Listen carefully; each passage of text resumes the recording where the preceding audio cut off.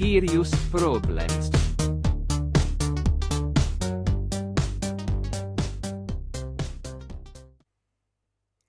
Right, Mika, what's your skirious problem, mate? I actually have a big Skirious problem, and we've got the perfect guest to discuss our Skirious problem. We've got Sophia Laukli on. Long time no see, Sophia, but True. we're gonna have to take a discussion here straight away.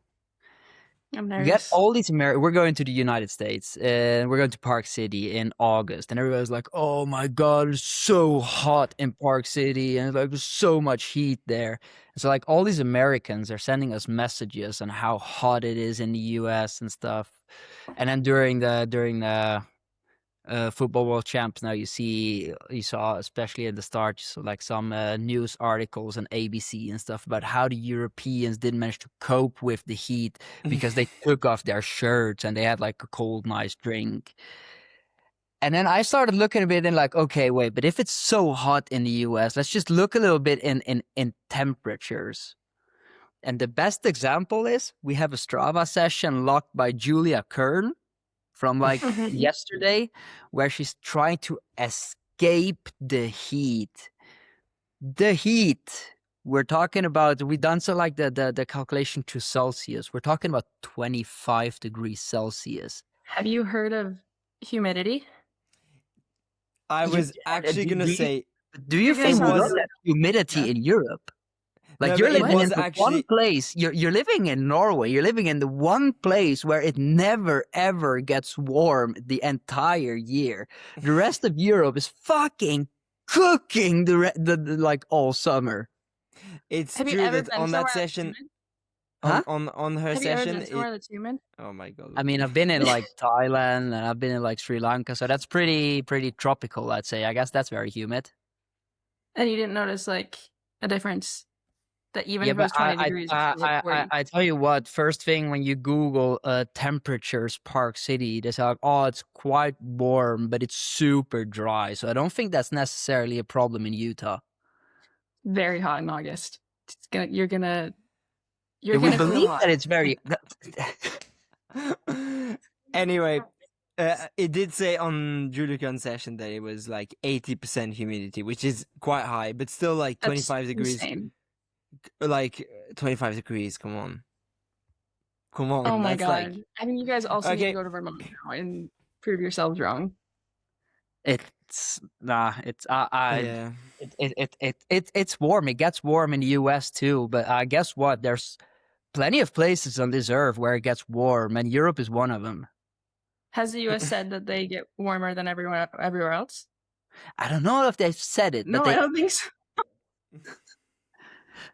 Oh, actually they have. We got this one comment on our announcement of this camp. I don't know who was it. And she posted like, Utah has heat in August that Europe's never seen. And I'm like, oh yeah, we're just having like heat waves where they hit like 42 degrees Celsius in France. And in like, Which is in like, huh? It's not like normal. That's not normal. Yeah, but that's like 115 degrees Fahrenheit, I think. So that's like not normal in the US either.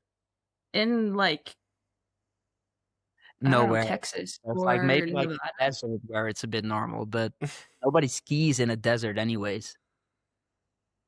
No, like no skiers in the U.S. are training in 45 degrees. Yeah. But like, are there any skiers in Europe training in that heat?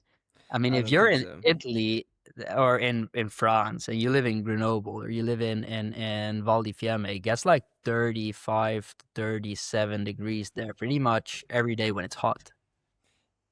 Well, can't believe we're talking about the weather right now. It's an important topic. Talking about weather. How's the weather in Shushan and Lillehammer? 27 degrees. That's what my thing says. It is not 27 It degrees. totally is. It is... I am in Lillehammer, which is lower than Shushan, and it is not 27 degrees. You're lying, Sophia. I know. I can show you this thing. It says 27. I can show you my thing. It doesn't say 27, that's for sure. And I was biking the whole day, and it was definitely not 27 degrees. I was wearing a wool t-shirt, and I was a little It bit was cold. super sunny.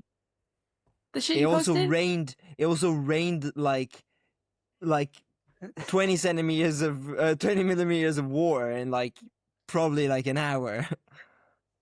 Yeah. I'm so sorry. Mate, moral story, Mika, Americans are weird about the weather. Yeah. You guys have to I like. think You can't say anything until you've been there. You're gonna complain. We've If you been go to- in the US. Like I've been in the US plenty of times, and I've You went never to Lake Placid in the winter. Huh? No, I've been to like Colorado in like August. I've been to Utah in August, and I mean we had warm days, but we also had like proper cold days. Like the morning is quite cold, but like in the afternoon it gets unbearable. Nice and warm.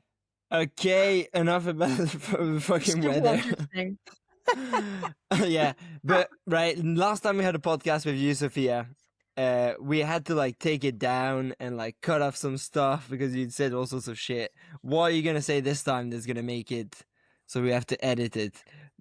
I mean, Preferably the not reason too much because like I'm gonna be doing the editing, so it'll be a bit better if it's like, or at least you Did we- say like, now I'm gonna say some shit and then you say it.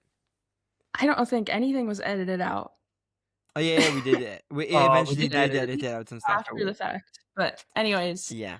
Oh no, No, we there's did a reason before I as took- well, man. maybe. But Yeah. I mean, that was what, 4 years ago? There's a reason I have steered clear of this podcast. So I'm a little bit stressed. Yeah. Nah, it's gonna be good. We're gonna be nice. Right. You've been things have changed quite a lot in the last so it was 3.5 years. I think when we recorded that podcast was the start of one of your best seasons, I think. And then the last year and a half have been a bit more difficult for you. And do you want to tell us a bit about that? What happened? And I think lots of people are quite interested in hearing a bit of your story. And actually, I think I haven't even heard the story from you actually. So it'll be actually quite interesting. I've heard it from your boyfriend, so it's a pretty reliable source probably, but He's better at talking, so. No, I mean, that was what, the 23-24 season, which was like my last hurrah. So super ironic to say how I was invincible and could party a lot and didn't matter. Which I think that's a separate element. I stand by that and had a lot of fun, but I think like there's a million things that not a million, but like there's not one sole reason that I kind of started to decline and not be able to perform, but I think I had almost 5 seasons in a row where I just kept getting better and better, and that was after like 2019 is kind of the first year where I like went all in on skiing, and I went from like 0 to 100, so saw immediate improvements, and that just like continued for 5 years, I guess. So I'd kind of felt like I'd figured it all out, and confidence was super high. And then I guess the following season, or that summer after 24, I remember I like crashed biking. So I was supposed to run a bunch of running races, couldn't run, so then I just like went crazy on the training and roller skiing to like compensate. And that kind of was the domino a bit where I got super tired, and that summer raced a couple of running races and they were super shit. So I took a little bit of a break in the summer, and then the beginning of that season like kind of seemed like I'd saved it and was racing super fast again, and then like over Christmas I just hit a wall, and ever since then I've like it basically took me now 2 years to give credit to like how in a hole I was, and like that winter Trondheim world champs realized like, oh yeah, like I'm definitely not responding to training. No matter what I do, if I rest, I still feel terrible, and I wasn't really getting sick at all, but I kept racing that year just because when you're capable, you keep trying. So then that spring, I essentially like from Trondheim World Champs until Ruka this year, I kept thinking like, all right, now I know what I've been doing wrong. Now I'll fix that, and then like in a couple weeks or a couple months I'll be good. And then that has taken me now 2 years, because at the beginning I think it was like, oh, I need a couple weeks because I never gave myself time between skiing and running, and that was an element, but like a super minor thing. And then I think the biggest thing was that took me a while to acknowledge was like the nutrition piece of things, where I had like realized that, okay, this is maybe one of the reasons that my body is no longer like responding at all. But making small changes without like thinking that that was enough, like, oh, starting to eat a little bit more in training. But like taking so long to understand what I really had to do, and also taking a very long time to understand today. If I look back on what I was doing when I was 19, 20 years old, it's like super obvious why I had this like crash and burn type of thing, where I came into professional sport in a very like ignorant mindset, because it kind of fell into my lap. Like I never set out when I was super young to be a skier. And like skiing was a thing where I grew up, but it wasn't like no one was like doing it as a career after high school.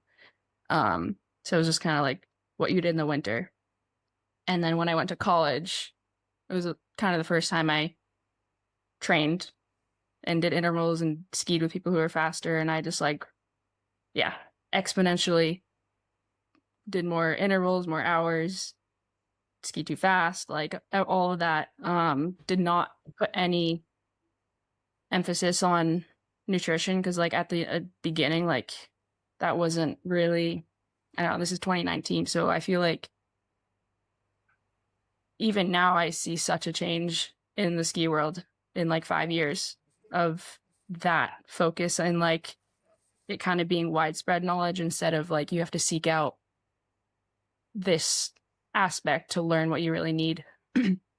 So yeah, I think there was like a year there, that my transition year of like going all in, and then when I saw these results, like I got so good within 1 year. It was not normal, but I was like, damn, I'm just, I guess, like naturally good at this. And then basically picked up on the habits I was doing and just stuck with it, because to me, it worked. So then as long as I kept skiing fast, I kind of started doing things that were not like intentional at the beginning, and then they eventually became intentional, where everyone does this with, if it's training or like you have a good season, you try to replicate it. So that Yeah. Well, I feel like quite often is like you have a good season and everything you've done, you try to do the same, but like a little bit more, because you want to have better results. And I feel like maybe you get to the point where it's like too much, but at the same time, like I mean it's human nature to try and like do things again, and like you've done it one way, why not just continue and do and try again to try and make it work? But then it comes, human body has a limit, I get on stuff. But also, But what's yeah. crazy is like, if you look when you're just a young, normal feeling human being, and you develop well, you like what you're doing, you have a good time. It's actually crazy looking back what you can get away with when you're young, when you're somewhat talented. Is like, if you're in that good spot, in that good mental spot, it's like you'll get better no matter what you do. It seems like, oh, I actually do everything wrong that you could possibly do wrong, and somehow it works, and I do quite well. I mean, that's like why I got like coaches, whether it was national team or college, like people are like, oh, Sophia, like you need to get on top of things, like especially fueling. because this is not going to last. But when you tell that to a 19-year-old who's never been skied faster in their life, it's like you have such a confidence in what you're doing and that it's working and that it's like you're being healthy about it that you're probably not going to change anything. So I think that was, and I think there were so many years, and each year, like, yeah, I was training more, but it was just like doing more. I was racing everything. I was traveling so much, like between college racing and World Cup and World Champs and U23s, like doing everything because I could. And then, yeah, like it a lot of it goes with, yeah, you're like physically a little bit more, you can get away with more, but also when you have that confidence, you're not worried about, you get sick and you're like, whatever, I'm still going to race next weekend, and you actually race fine. Do you also think it has to do with like a accumulation of fatigue? Because like you just said, you're traveling so much, you're away so much, you go back and forth between Europe and the States, you get jet lag, you go to altitude, you go down from altitude, you do running, Also, you do cross country skiing races, you get hammered every weekend. Is it Yeah. just like the accumulation that at some point just breaks it down, or did you also see like a steady decline at some point where we're like, now it's getting worse and worse and worse and worse, or you stopped improving? No, I mean, that's why it's hard for me to like, there were so many elements.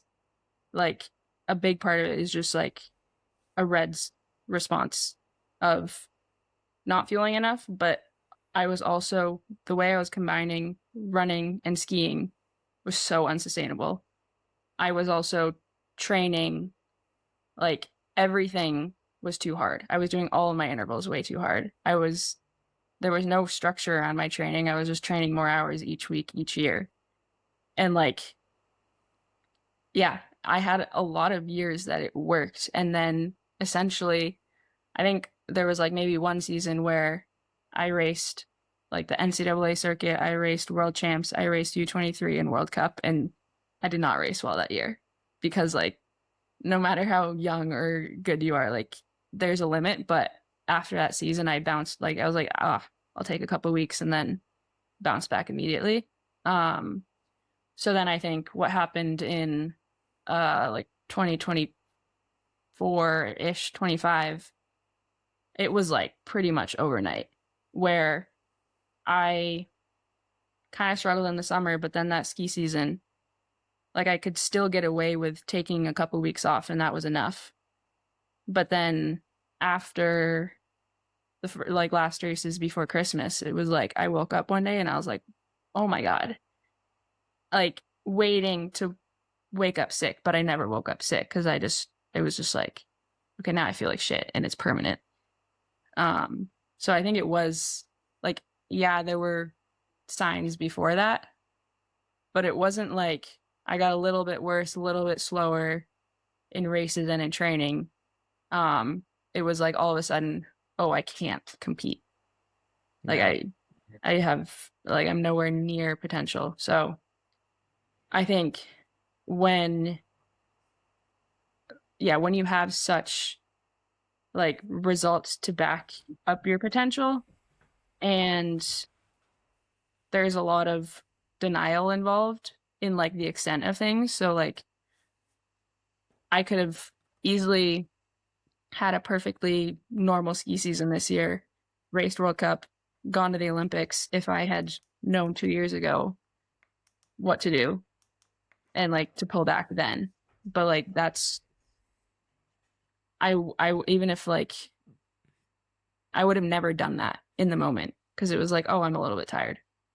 And then But then actually it's- one like irrelevant question for you, because things happen the way they did, and I mean you can't change it anyway, but maybe relevant for somebody that's actually listening to the pod and that's like in a similar situation than you are, but that's before this point where everything starts to go south. If you look back now, where's the point where you say like, okay, this is where I should have actually started to actually do things differently? Because we're all young at some point, and then we just grow up, and some are more talented than others, and you start racing faster. But where's like the moment where you think, okay, if I actually just left away this one thing or just added in this one thing, or maybe changed structurally, then I could have gone away with it and just kept on performing. Do you see a moment like that, or do you?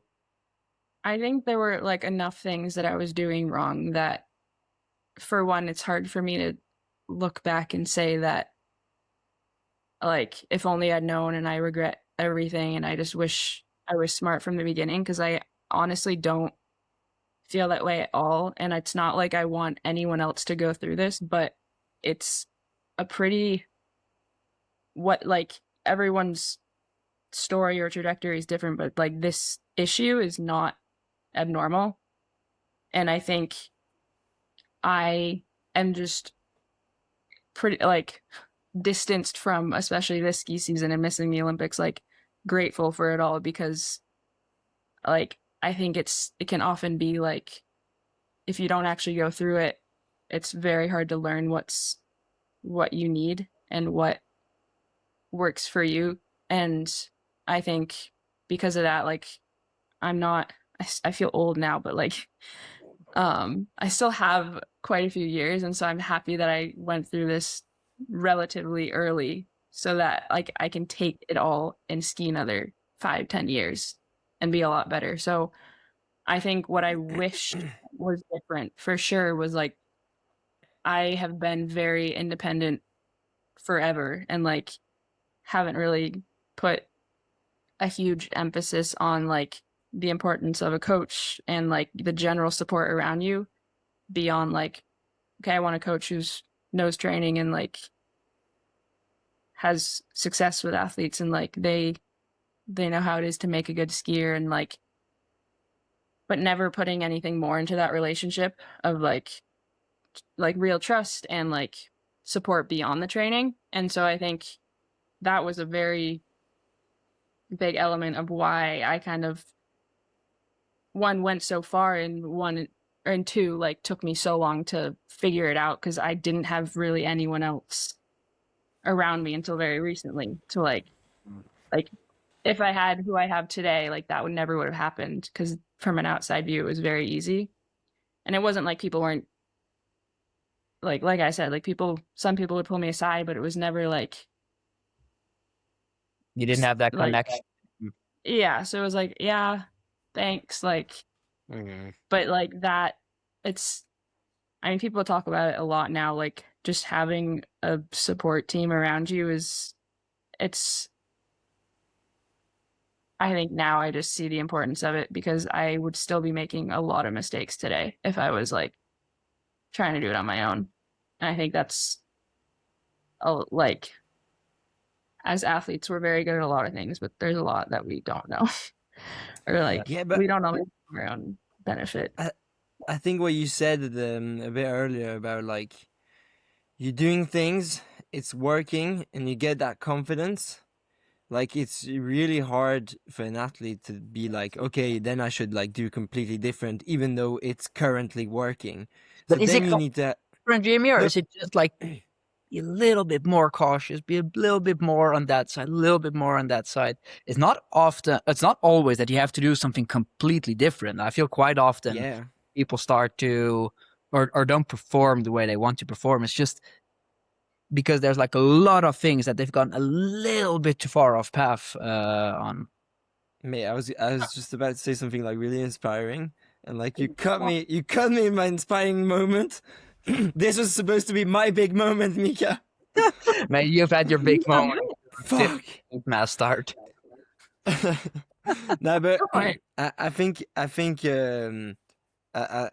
you're right, Mika. But it takes a coach that you really trust and you have a really good connection with to like steer you a little bit, to like accompany you to take the right decisions at the right time as well. And like I think it's difficult as an athlete to not take the same decisions that have made you good, even though someone else can see that it will make you potentially worse. I remember the first year I started training lots. There were some people like training lots, like improving, like building up my training. there was lots of people saying like, oh, he's gonna like explode, he's gonna blow up, and then I had like my best ever seasons after that by far. So it's like there's a lot of people talking about what one does, but like it takes a really good coach and a really like a coach with who you have a really good connection to actually change the But way does it even you behave. necessarily have to be a coach, or because Not I necessarily, feel yeah. I feel it's just important to get like these one, maybe two, maybe three people that you're like just that know you and that know how you look when you look fresh and that know your face when you look tired and that can tell the difference from one that's tired of training a bit hard for a few days or one that's tired because he's getting into a burned out state. Actually, I reckon an athlete is maybe the person that can have even a bigger impact. Like a teammate that comes up to you and be like, "Come on, mate! Like you're pushing it a bit now. Like you're pushing the limits a bit too Not much." Like, a teammate because you don't have a connection with every teammate. But no. Yeah, for example, ways. I mean, if you go training with your friend, I mean, I think there's very people that I've spent more hours training outside with than Jimmy Clunet. And I think when we ski together, I think I can tell pretty good when you're, especially when we're actually more when we're skiing easy than when we're doing like intervals. When we're skiing easy, it's pretty easy to tell for me when Jimmy's getting a bit on the smell or when he's getting a bit tired. And I think that goes vice versa. That's true. That's true. But I think Um, like it doesn't have to be a coach, you're right, but it does have to be someone who like, because like if you're training a lot and someone who has no knowledge of skiing is like, oh, this person's training a lot, it makes sense that they're tired. Like there has to be some like relatability to it, and that's why I do think having fellow athletes who you're super close with and who like know you is could have been at least beneficial for me, but like there's a fine line of hearing it from an athlete that like maybe you train with a bit but like aren't super close with, and that can come off as not super constructive. Yeah, that I agree. I But also I think if you look at the one thing, I think that's what Norwegians are so good in is they're so good in educating kids from actually a quite young age on what training means, on what nutrition means. And by nutrition, I'm not even talking about like how many grams of carbs you're eating per sessions, but just making sure you're actually getting food and you actually eat sufficient. And just this like whole basic knowledge, or what I mean for everybody that's lived in Norway for long enough, seems to be basic knowledge. Whenever we talk to athletes that are from maybe other countries where coaching isn't an open discussion around a person that's always being led by the athlete himself, but that's like cultures that are rather like a bit from top down communication. When you talk to those athletes, I feel like quite often, like if I talk to Jürgen Nordhagen, I feel like I have no clue what he's talking about or what I'm talking about when I'm talking about training. But when we talk to, yeah, some mid-European skiers or sometimes some skiers from other places, you feel like they actually have no clue about the most simple. They will tell you some details about a session, and you're like, yeah, but there's no basic knowledge in what you're saying. How did you experience that difference in the US versus in Norway? And how important do you think that is?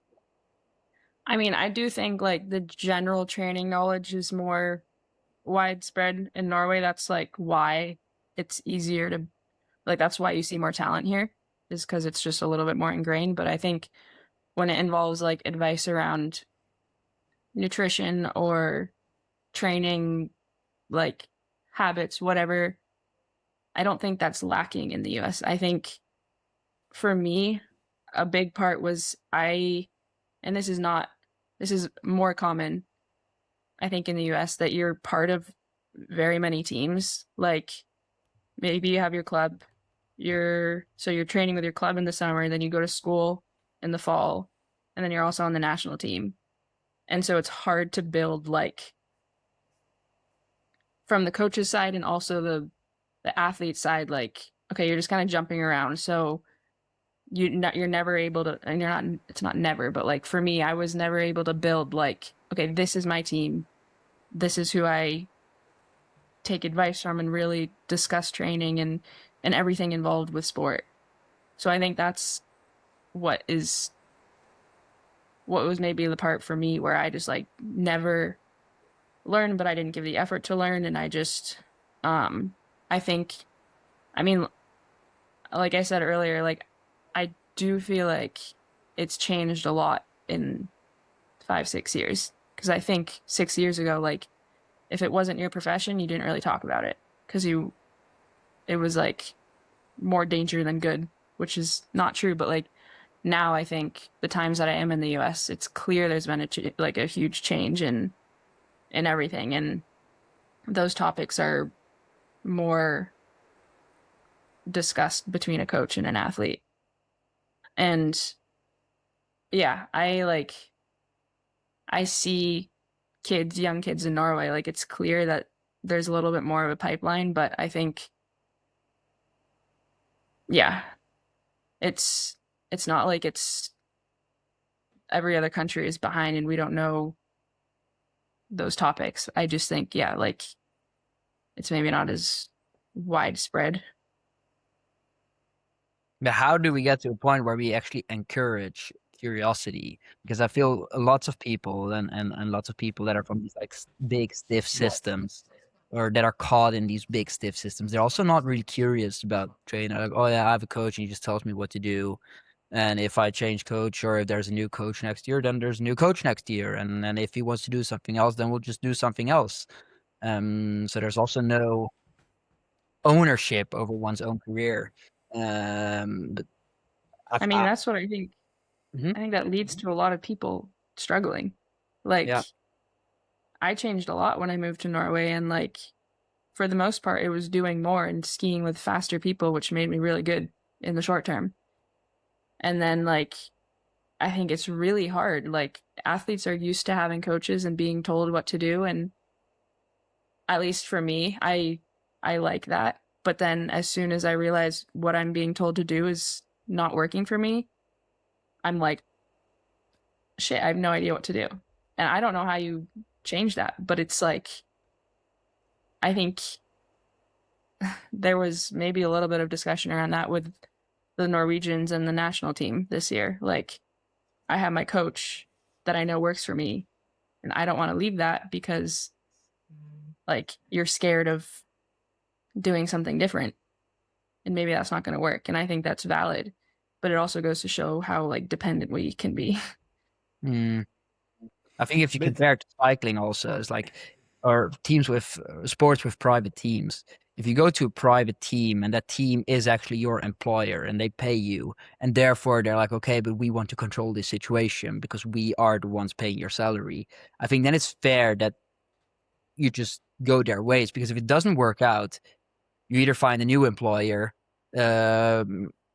or you'll find a way around it. But I think the biggest problem with a federation system is that you're either just lucky or unlucky by which country you're born in, and then either there's a good system or there's not such a good system with lots of knowledge. And funny enough, from what I've experienced over the last few years, is the better the system, the more ownership people have over their own careers. The worse the system, the worse the knowledge, the more they try to force you into their system. Maybe. But Yeah. something you say that Mika, I think there's not that many countries in the world where there's this like that much access to coaches like there is in Norway. Like in France, for example, I have a friend that's kind of started a business of being like a self-employed coach, and like people come up to him and be like, "Oh yeah, I'd like to be coached by you," and he's like the only one doing that there. Like otherwise, you have to be in the team and get the coach from the team, and that's your coach. And then That's a except if cultural thing. And that's what I'm yeah, trying to change. I agree with everything you yeah, say there, but that's a cultural thing. And I think we need to change the culture in skiing, and we don't need to change it in one or two countries. We need to change it in the entire sport. And of course, just us sitting here and talking smart about it is not gonna change a thing. But it's also not gonna change a thing if we don't talk about it. So I think it's important yeah, to talk about it. yeah. I 100% agree. I'm just saying that it's yeah. Currently, it's not possible in lots of countries, and yeah, it's But we just make because it there's not possible. We make it not yeah, possible. Look at the most simple example we can take. You take um, Christina Stavashistad now. She quit training with using the coach that she used before. And so what does she do? She just rings the guy that was coaching on her school where she went to school, and now that guy's her coach. I mean, there's lots of people that are willing to help, but we live in a yeah, culture for where sure. it's not okay to ring people. I mean, if you have a person that you trust and you think they have a lot of knowledge about the sport, there's nothing wrong in taking a phone and ringing them and be like, "Hey, do you want to help me on my way?" And then Yeah, be like this constant thing, and this one constant thing that I can always talk to and that I can always come to and get to. And people love to be involved. So there's like, But you yeah, don't think I that think exists? it's a cultural thing. You don't think that exists, or what? Very, not so much. Yeah. I don't know anybody in Austria that would ring up their club coach from when they were a kid, or would ring up their school coach from when they were at school to be when they're underperforming and be like, "Hey, you've known me my entire life. Do you want to work with me?" I don't think Yeah. that is ever happened. And actually, this French maid that I was talking about, that's like being like self-employed as a like private coach. Give him some advertisement here. Call him out. Okay, Remy, it's called Remy Salacro.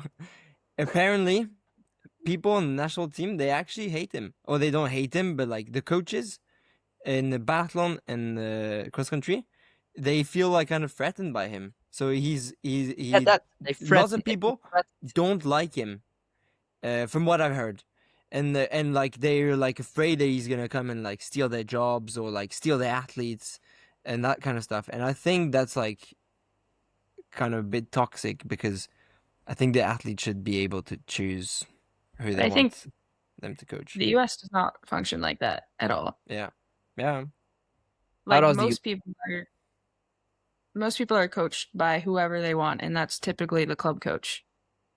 Like there's no enforcement of who is going to be your coach. but that's super Because like good. I think it comes from the motive of like it's hard to keep skiing like motivating and sustainable for a lot of US skiers. It's like such a commitment to do a sport in a different continent, and like especially in a I mean, the US is not the only country where it's like you have to be very intentional and seek out how to get better at skiing because it's not just like naturally in your country. But I think the US has learned like we're going to do whatever is best for the athletes to make them as good as they can be and also stick around. And that's like to allow them to kind of build their like they obviously offer coaching and are psyched to do it, but I've never been pressured to be coached by the national team because like they realize, especially with the country so big, like yeah. you're That's gonna true. get a lot better at skiing if your training is essentially where you live with the people that are around you with a coach that you trust. Like why would we ever change that? So I have a question actually that I'm quite curious what you think about. Talking about all this kind of passing knowledge down and so on. I know that a lot of people, especially in Norway, they struggled a lot with like how to talk about eating disorders and so on, like fueling, nutrition, blah blah blah. And one of the things that they were doing here in Lillehammer was like all the kids that in school, they're not allowed to have scales at home, and they never talk about like food. They're not allowed. They're like kind of not allowed to talk about fueling. What do you think about that? I mean, I think it's hard to know the solution because that sounds like, to me, it sounds very strict. And it's like, by saying that you're not allowed to talk about it, feels like such an elephant in the room. Like, you should,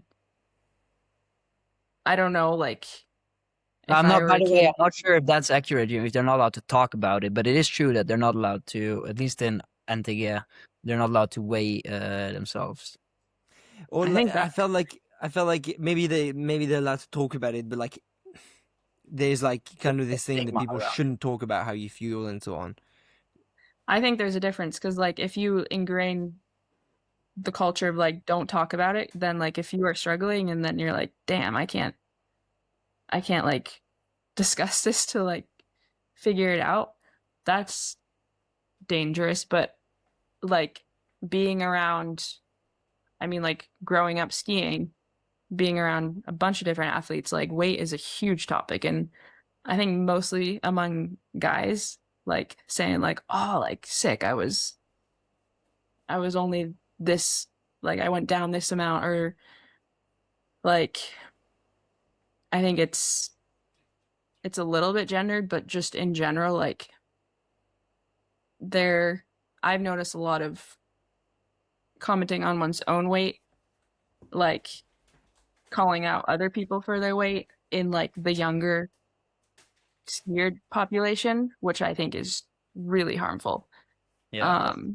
So like, yeah, I think that's a huge step to like take, and it's hard to know if it's like how do you enforce that? But I do think being educated on the fact, like, this is, because I don't think, like, most kids talking about it aren't doing it with like malintent. They're just like joking about it, but they don't know how that affects anyone else.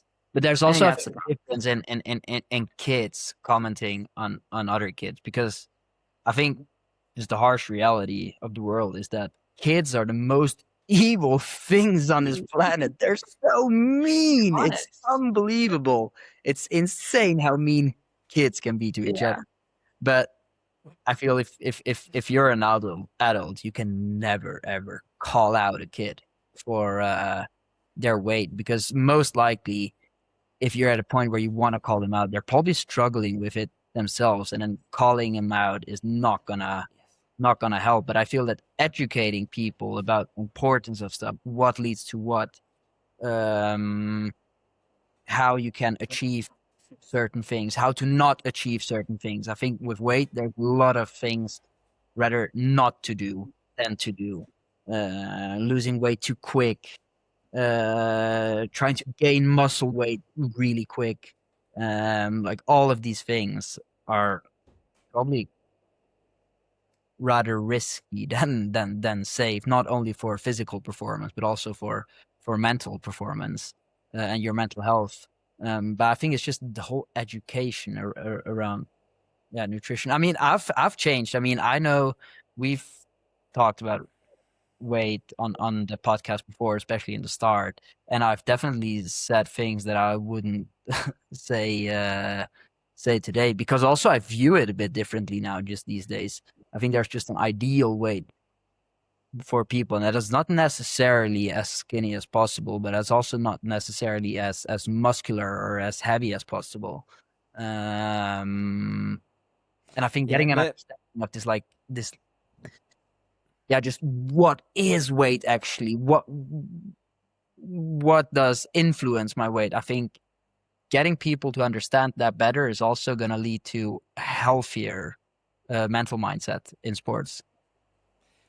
I actually asked this super pointed question because because I wanted to like, because I feel like we should talk about it. We should talk about it as much as possible. I feel like we should not. There's always been kind of a taboo around it, and just not talking about it and not trying to educate people on it is just making it worse.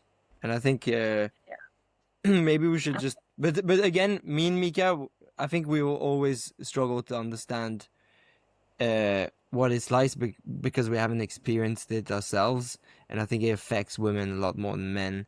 That I So, and there's some other factors, especially the way people see women's body in our society.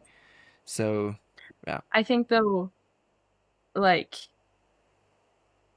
with like the gender piece of it, I think I hear conversations among like adult skiers, male, that are still about weight and like that element in their performance, but like what they like, oh, I need to go down, or I think it's more normal for women to talk about it and therefore in a way easier. And I don't think like whether or not it's about some guy acknowledging the fact that maybe they have issues or not, like that makes it seem like, yeah, men don't deal with it as much. But I think there's a huge, like, I think more guys deal with it than we think and what men talk about.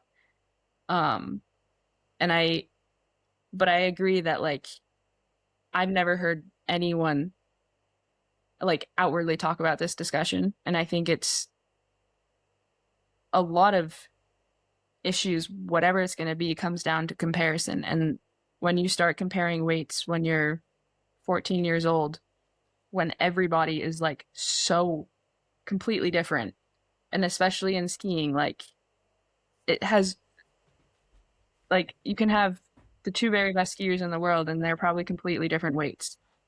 So as soon as you like bring that element into comparison, it's going to lead to comparison in every way. And that's why I think it's, even if like you don't know the way to talk about it, the fact that like Entege is bringing it up and acknowledging that like a lot of the issues that develop in super talented athletes, like the root is often like way back then. So addressing it and not necessarily saying that like we're going to make sure no one ever struggles with this, I think that's super hard.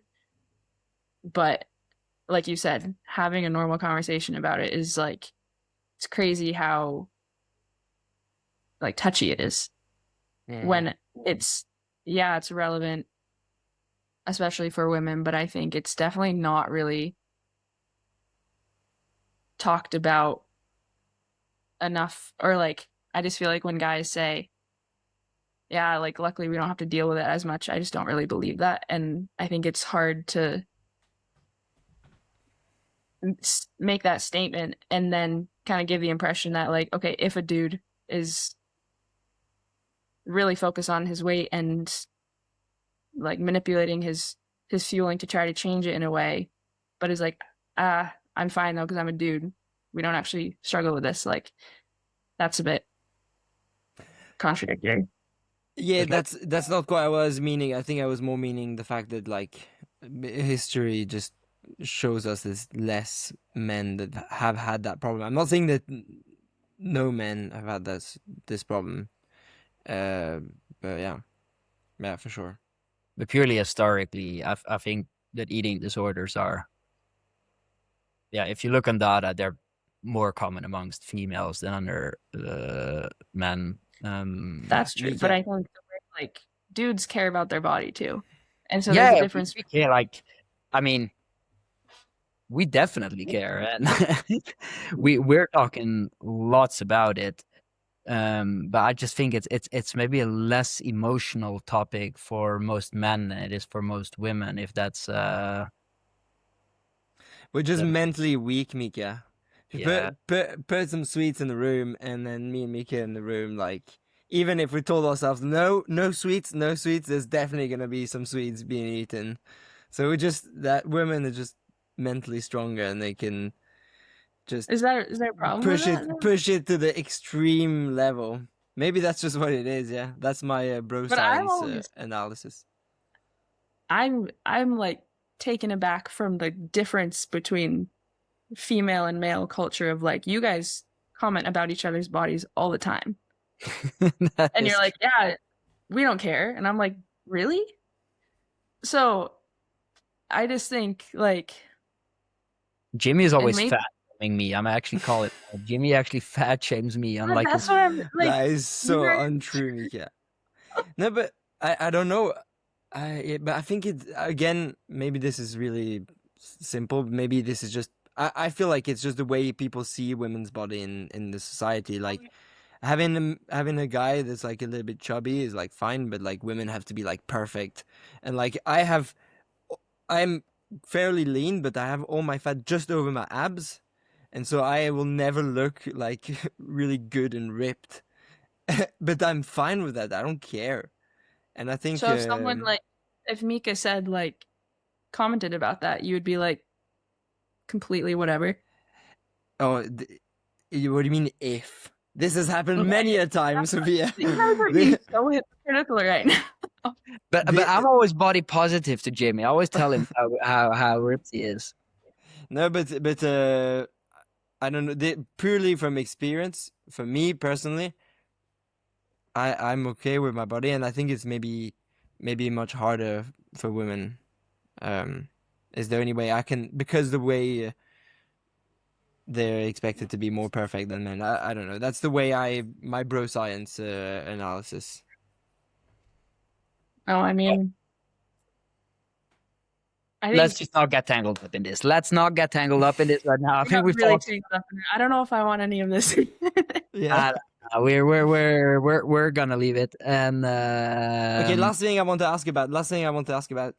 Sophia, you recorded a podcast with Andy Newell, and you said that you felt like, this is taking it out of context, obviously, but you said something along the lines that in the US, people went out to training and had lots of fun, but in Norway, it was very much about competing, and every session was like a bit of a competition. I'm not sure if I get what you meant, but and I felt like I've talked to some Norwegians that were like not agreeing so much with you. How you mean? What were you What were you meaning? I'm glad you guys talked to other people about it before hearing what I like.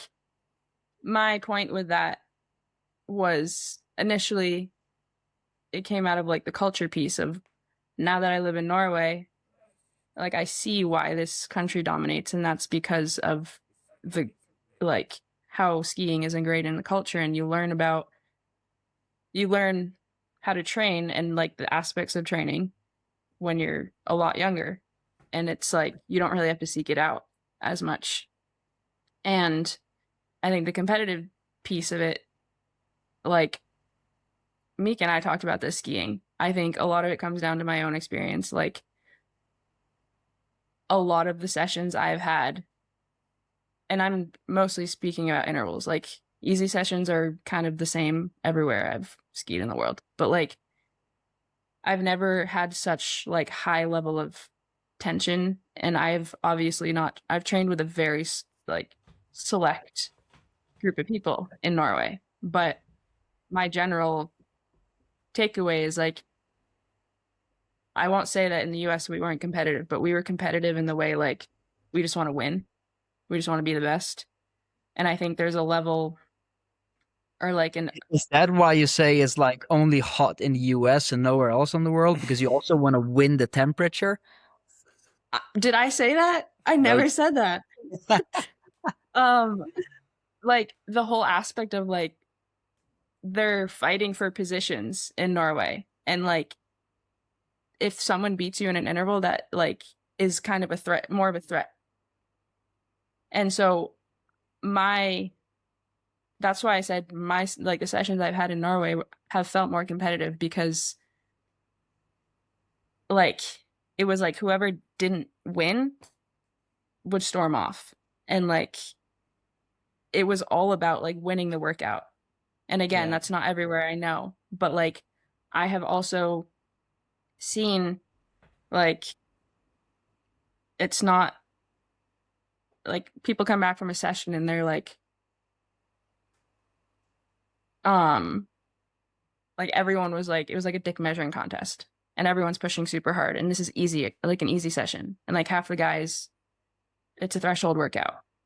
So it's like, it's really, for me, or like for you guys to say, like, I don't understand that there's, like, I've never seen any level of competition at training. I don't believe that. Like, No, but That's not what we're You- saying. But, I what mean, what I'm actually what I think the main thing that I wasn't sure if I understand correctly is it a positive thing or is it a negative thing? Because I feel like sometimes that's the good thing about when you go to a session here is like the guys you're going with, you're like saying jokes and so on until the session start. But the moment the session starts, like shit gets real and people are like focused. They're trying to do the best they can. They're trying to ski the best they can, and I feel like that level of tension also brings some positivity. But yeah, I so mean, was it that's positive or negative? my point was that I was explaining reasons, okay, mainly the differences, but like, yes, part of that tension is the reason that Norwegians are the best.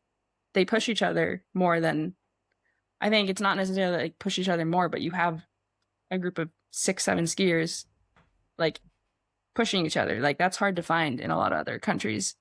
And that makes for very good skiers. It also makes for, like, for me, I did every single session along with majority of those girls too hard. Yeah. And eventually, like, I'm not going to say names, but like a lot of us have started to struggle, and like that's not unique. Like, you can take that, like, we're going to take this, be super super professional, take this super seriously, and that's really important.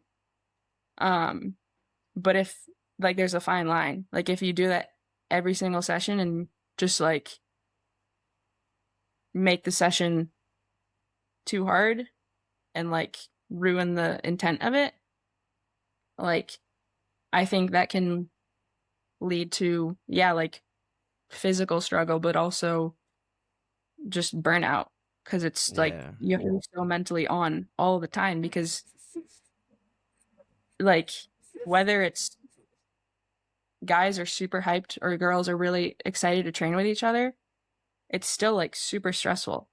I don't think you find that stress in very many countries, where if you're not like leading in that interval, it means like it's very representative of what might come. And like, okay, this, but I have to be the best to race World Cup or whatever. but I think if you there's definitely groups where this is more of a culture and places than others. But I think to just draw a line and make like a sum up of it, of my impression. If you try to win an interval once, I think that's fucking good. Every now and then you get these sessions where it's like you say, it's just dick measuring. I remember last year I did this session in Fondremøy with Harald Amundsen, and we kind of just went all in from the first interval, and then it's like, but if you get that like once a month, that's good. But if you try to win intervals, first of all, you can't win an interval because there's no race. Second of all, if you try to win an interval on a weekly basis, you're a fucking idiot. Because then you're clearly not focusing on what the main intent of your session is. You're just focusing on others. I think that's something that just goes for pretty much every area in the world. If you just focus on others, there's very, very little hope. And there's definitely cultures in Norway and groups in Norway where that's a very big part. But I think there's also like a big community, especially like in and around Lillehammer. If you look at Anlegg Øst, if you look at our standard interval group people that we do intervals with, whereas like it's actually like super controlled and people just will let others go if they go too quick and they just do their own thing. But yeah, every now and then you get that. I think That's- that's changed also. I think like people know now what works. Yeah. And like doing your thing is a lot more like, yeah, we were talking about athletes like being reliant on a coach and like following along, but I think athletes in general have taken a lot more initiative. And like now I haven't trained with a lot of people, but like I see it that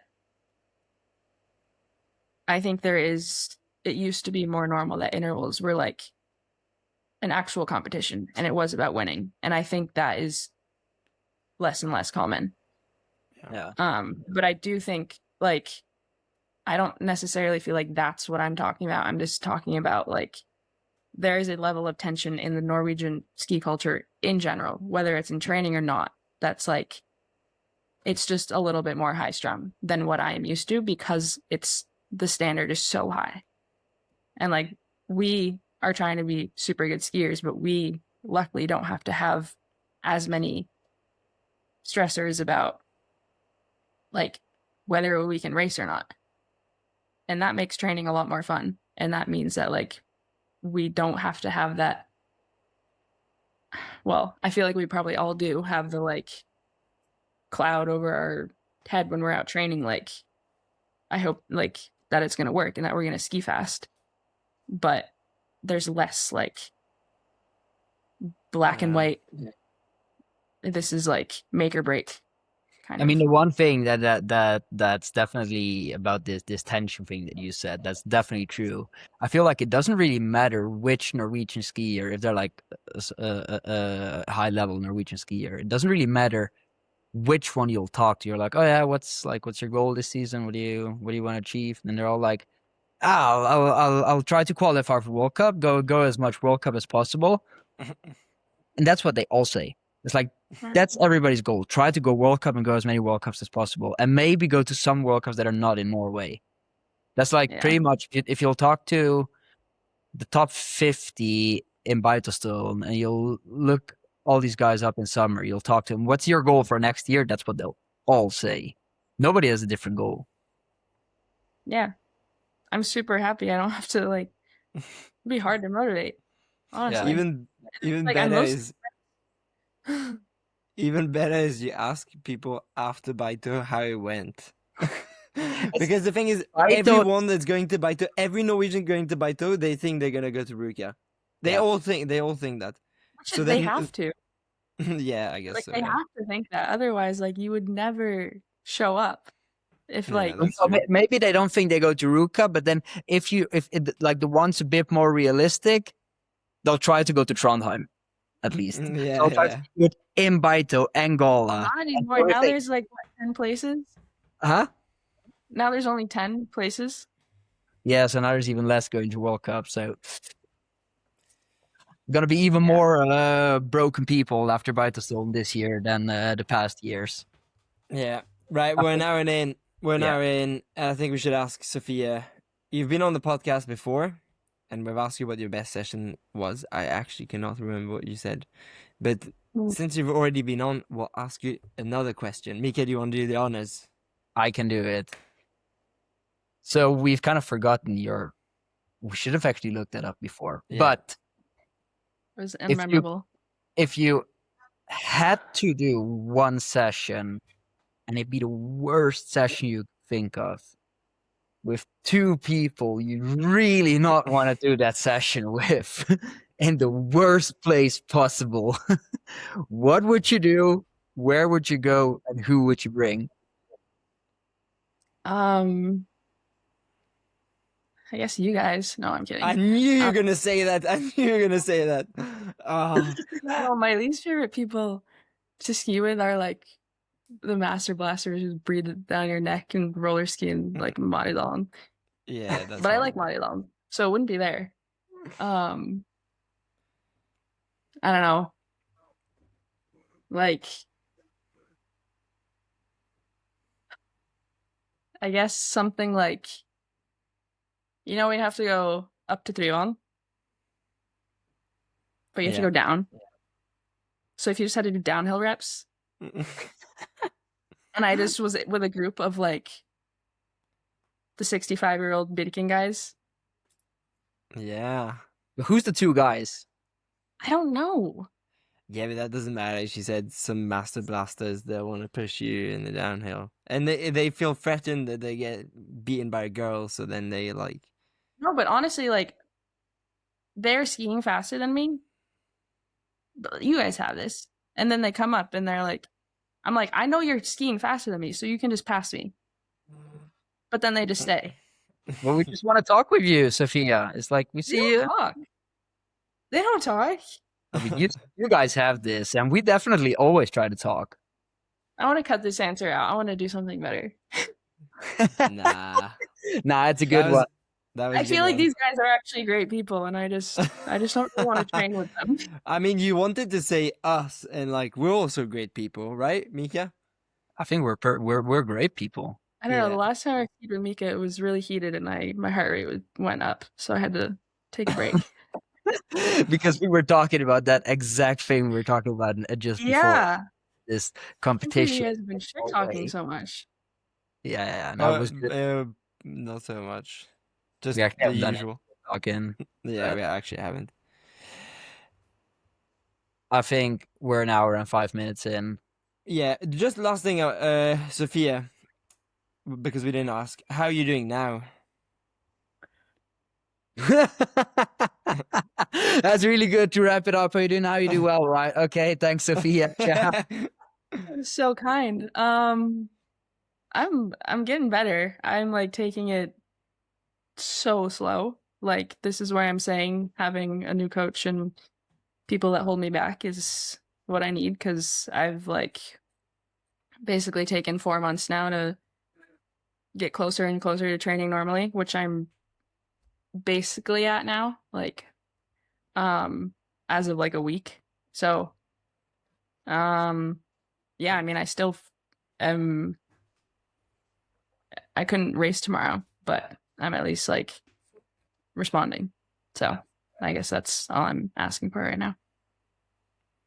Good. And you're sitting in your fucking nice cabin, which is not a cabin, but Yeah, a mansion. That's what we have to add in here.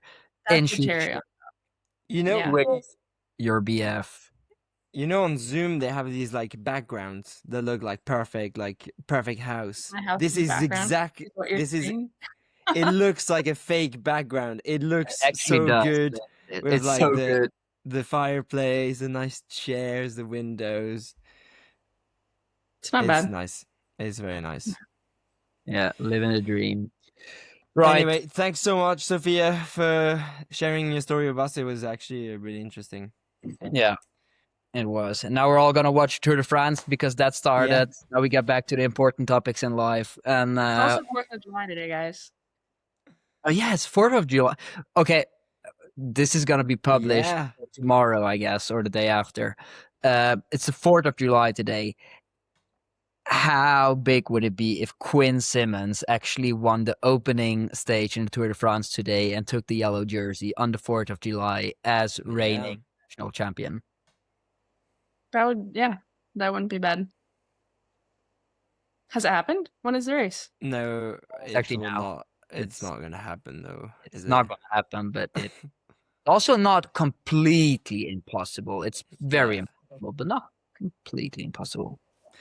Nice. Cool. Right. Mika, Okay. make the outro. Right, your number one Nordic skiing podcast. We're coming to the United States for the Skirious camps. Make sure to check that out on our homepage on skiriousproblems.com. And peace out. Thanks, Sophia. Ciao.